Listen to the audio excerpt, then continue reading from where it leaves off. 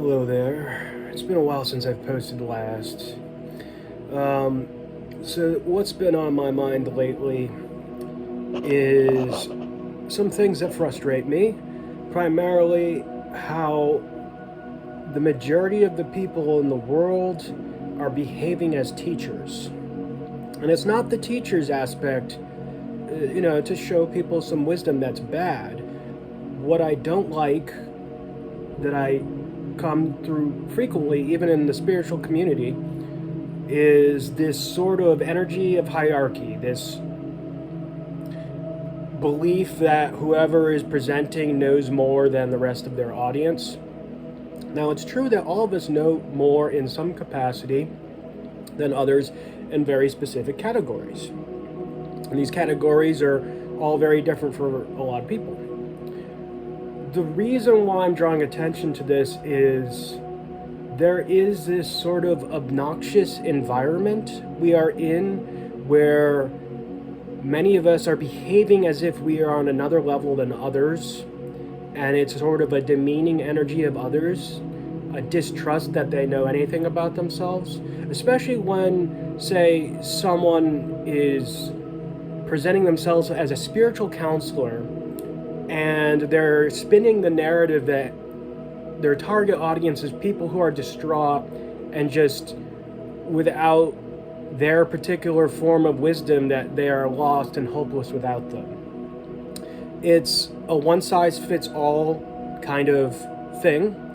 And what's really obnoxious is when someone says, and now for only $19.95, they try to sell you something on top of assuming they know who you are and demeaning your character, as if to say you can't trust yourself or they can't trust you, and they kind of put you in a position where they talk a lot and don't listen to you, already projecting on you before they even say hello.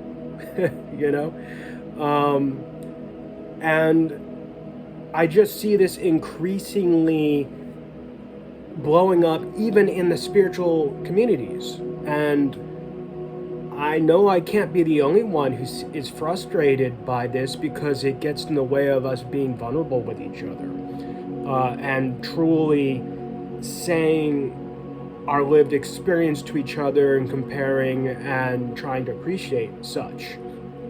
So it just feels like authentic interaction is being shrunk then. The general energy I feel when someone is perpetuating this concept that I am somehow beneath them, they are the teacher, and they need me to pay them, is that you're not enough, that you need to get better than you are, and this is usually introduced without people even qualifying you and questioning you where you actually are and what is your perspective. And it might actually be very different. It seems to kind of be devoid of this idea that we have all completely different paths, different destinations, different starting points, as if we're all on the same path and there's certain levels to that path. You're either on a higher level or a lower level. And this is why this channel is called A Spectrum of Being, because I would prefer, it's just my own desire, that we get out of this level up, level down, you're not enough energy, you have to get better than you are. To me, when I've had some spiritual experiences, some refer to as psychic awakenings, and they label it other things, for me, what I had realized was that ever since I was a little kid, this world would put projections on me, and they would add on to me as if I wasn't enough, and they would try to make me into something else other than what I am, rather than trying to discover joyfully what the Creator and its spirit team has created, its own creations, like me or other people. So the result is people always saying, oh, you got to get better, but I think we need to peel these projections off. I don't think we need to get better. I think the Creator created beautiful creations, and then there are those who want to take advantage of those creations for their own agendas, and that is a very opposite of golden age energy. You probably will hear me talk about golden age on this channel a lot, And when I say that, it's kind of a figurative term, a metaphorical term for gold, but it's just the idea that the arts and our societies are flourishing in a way where wisdom and progressiveness are truly expanding and being shared with the rest of the world. It's not a demeaning energy. It's in Golden Age societies, artists would aid each other. They were more concerned about their contributions really like expanding or contributing to the humanities.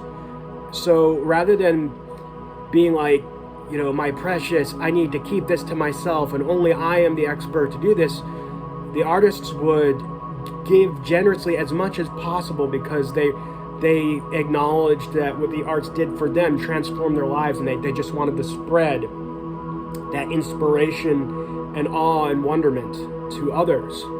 And that's where I think we need to be. And again, I don't have a problem with teachers. It's just the inflated hierarchy idea that you're on another level and others need to get where you are. And the weird thing about that is I've noticed that those who believe they are this teacher, this higher level, they have sort of a static idea of themselves. I mean, not always, sometimes. That they are already on the highest level and there's only a place to fall from there. So when you try to teach them and show them like, I don't really agree with you, or this is just my perspective, you might slide onto the table to them, they might have a horrible reaction to that because you're disrupting the projection they're trying to create by making you seem like you're not worthy enough and that they are in fact not on a higher throne. What's also strange about all this is you've got poor people, no matter what the class is, acting as if they're royalty, like trying to convince others that they are. When in reality, if we just showed people where we are, like financial, like there's a lot of people who will perpetuate this idea that abundance is like the determining factor that someone's on another level, when we can see very clearly when some people are stealing some of the values in the world, the valuable things, you know, whether it's energetically or monetarily. This causes people who deserve to be paid to not get paid a lot of times, you know, or they get viewed as something lesser than they are.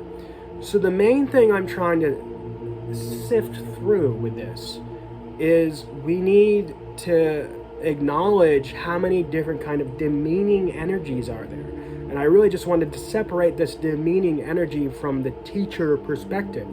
And I just don't, I believe in teaching and I believe in learning, but I just don't see a point in giving yourself a title of teacher as if others aren't that already and weren't born that already. So, you know, just as I'm teaching you my view, I'm not saying this is the way. I'm not saying it is the central truth. I'm just saying it's a perspective. And I see some people talking about it, and not a whole lot. Another perspective that kind of goes hand in hand with this is when people talk about NPCs, non-player characters. They're referring to a term in video games where a character just says the same thing over and over again. They don't actually change the outcome of the game. What's weird about this is the game itself usually is about war, about killing. So for someone to say you're an NPC and you don't influence the game, so you're lesser than other beings, for people to put that concept of the video game onto reality, that there's NPCs walking around in our reality, they don't influence the game, I see a lot of warfare programming going on. And what do I mean by that? War doesn't necessarily only mean killing people. It can be simply the shrinking down of others. And often when someone is doing that, they are trying to inflate the concept of them being bigger than others. And I just don't believe in that. If you've had spiritual experiences, wouldn't you think that that would be something that leaves a person? Well, I do know that we all learn things in different orders, and we are constantly deprogramming ourselves from a strange world that has projected on us for years.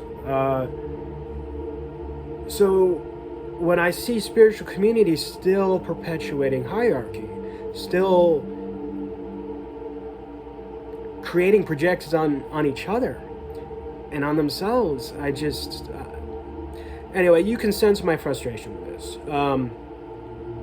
I'm gonna call this subject kind of done for now. So I'm gonna do something that everyone does on YouTube, and that's I have a Etsy store now. I am pretty broke. I don't have any income right now, and I just have this as the YouTube channel is a community service. If you want to find a way to support me, I provided a means to support me. So my Etsy store is in the description. It's a bunch of art, and everything on there is about gallery prices. I sold my art in a gallery for 3 years. But if it's too expensive for you, because Etsy does charge a lot of fees, I have to charge higher, you can contact me directly and we can work something out. Because in order for me to use Etsy, I have to have all those fees. And the prices are higher. So if you go buy direct from me, then awesome. And I'm providing this service because I don't necessarily want someone to just donate to me. And that would be nice if someone did that. But I'm giving you the free community service of my perspective. And I'm also giving you a means to pay me if you feel called to. It's not required. So, that's my subject for today. Let me know how you feel about these things, if they resonate. No worries if they don't. I'm not here to change your opinion, and I please ask that you give me the same respect. And yeah, I hope you have a lovely day. And let's put this on a good note. I really try to center my world around art and creation. And I really feel that that is its own reward.